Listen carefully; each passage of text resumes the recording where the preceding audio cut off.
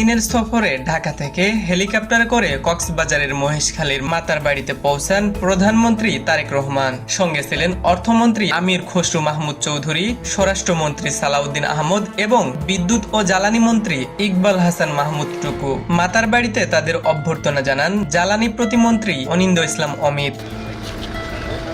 পরে মহেশখালীতে গভীর সমুদ্র বন্দর, বিদ্যুৎ কেন্দ্র ও মহেশখালী সমন্বিত উন্নয়ন কর্তৃপক্ষ মিডার কার্যক্রম পরিদর্শনে গিয়ে কর্মকর্তাদের সঙ্গে বৈঠক করেন প্রধানমন্ত্রী। এ সময় জ্বালানি সংক্রান্ত নানা বিষয়ে সরকার প্রধানের কাছে বিস্তারিত তুলে ধরেন মিডার কর্মকর্তা ও প্রকৌশলীরা।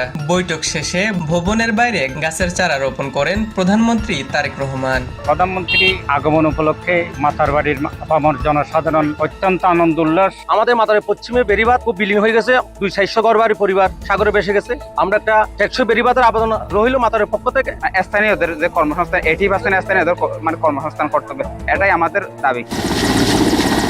বৈঠক শেষে আবারও হেলিকপ্টার যোগে চট্টগ্রামের বাঁশখালী উপজেলার বাহারছড়া ইউনিয়নের উদ্দেশ্যে রওনা হন সরকার প্রধান। দুপুরে বাহারছড়া পশ্চিম বাঁশখালী উচ্চ বিদ্যালয় ও কলেজ মাঠে সাম্প্রতিক বন্যায় ক্ষতিগ্রস্তদের পুনর্বাসন ও সহায়তা প্রদান অনুষ্ঠানে বক্তব্য রাখেন তারেক রহমান। আমার মাটির ঘরটা সম্পূর্ণ বিলিয়ে গেছে মাটির সাথে। আমি চাই মাননীয় প্রধানমন্ত্রীর কাছ থেকে আমার ঘরটা যদি দেয় আমি অত্যন্ত খুশি হব। আল্লাহ যা সালাম আমার পছন্দ বেরিবানু গরিব ফেললি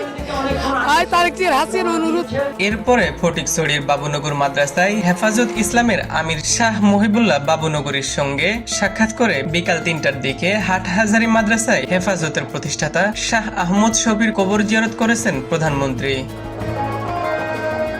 এরপরে হাটহাজারী কলেজ মাঠে সাম্প্রতিক বন্যায় ক্ষতিগ্রস্তদের পুনর্বাসন সহায়তা অনুষ্ঠানে যোগ দেবেন সরকার প্রধান। তারপর সন্ধ্যার পরে চট্টগ্রামের রেডিসন ব্লু হোটেল মিলনায়তনে সাংগঠনিক সভায় যোগ দেন বিএনপি চেয়ারম্যান ও প্রধানমন্ত্রী তারেক রহমান।